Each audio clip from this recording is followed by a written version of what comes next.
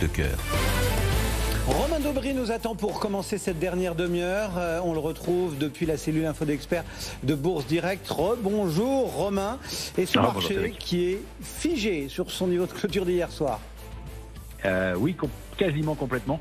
Un peu de retracement quand même par rapport au point haut. Ce qu'on disait encore une fois, il n'y a pas d'alerte majeure. Il y a un marché qui flotte. Si on regarde du côté des marchés dérivés, il n'y a pas eu de construction ou de destruction d'intérêt depuis une dizaine de jours maintenant. En tout cas, pas significative. Encore une fois, on a cru à un petit regain d'intérêt au franchissement de niveau technique et puis on n'y arrive pas. Si on regarde l'Eurostoxx, 4411 sont les tops sur lesquels on a buté déjà plusieurs fois depuis mars dernier. On n'arrive pas à déborder ce niveau sur l'indice majeur européen. Sur le CAC 40, 7435 futur, c'est une grosse résistance. On n'arrive pas non plus à la déborder. On n'a pas les relais. Pourtant, on s'est installé au-dessus du niveau technique intermédiaire, 7382, qui est un niveau important. Donc, tant qu'on reste au-dessus de 7150 sur le CAC, il n'y a pas d'alerte. Déjà enfoncé 7284 sur un petit warning, mais vous voyez les niveaux d'alerte sont loin, donc on retrace un peu, qu'il y ait un peu d'attentisme, c'est possible. Sur le DAX aussi, on a quand même quelques signaux de faiblesse, on n'arrive pas justement à aller chercher la borne haute du trading range sur le DAX, on l'a retracé avant, donc peut-être un indice un peu plus faible de ce côté-là. Et puis sur les valeurs, on n'a pas de configuration extraordinaire. Alors paradoxalement, on a quelques configurations qui sont intéressantes sur des small et mid caps. Alors on a quand même Worldline qui techniquement sur les grosses donne un petit signal, mais c'est du court terme.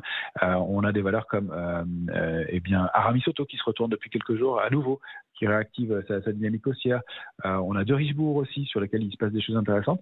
Donc il y a quelques valeurs comme ça qu'on peut surveiller en small et mid caps, mais il n'y a pas de grandes choses à faire sur les grosses capitalisations. On voit que ça bloque un peu et peut-être pour quelques temps. En revanche, si on regarde du côté des autres actifs, le Brent a l'air de se compresser un peu. Le pétrole, on le surveille. On a pris une petite position spéculative haussière dans l'idée d'une compression qui se mettrait en place et d'une accélération un peu brutale qui pourrait être marquée. Et puis, parmi les actifs qui témoignent de l'attentisme et de la prudence de possibles des opérateurs, on voit que l'or se tend un petit peu. Le signal pour nous serait déclenché au débordement de 1929 $ l'once, 1929,29,5, pour aller chercher 1977 au moins. Et puis, pareil sur la volatilité, quand on regarde le VIX, il est dans une petite structure de compression, un petit biseau qui descend vers le bas, qui pourrait donc, en cas de sortie par le haut, indiquer un stress à nouveau sur les marchés. Donc on voit que les choses ont l'air de se mettre en place pour supporter un petit choc si c'était le cas. Encore une fois, pas de retournement majeur, mais on a l'impression que les choses se tendent un peu partout et qu'une sortie un peu brutale pourrait se mettre en place dans les heures qui viennent.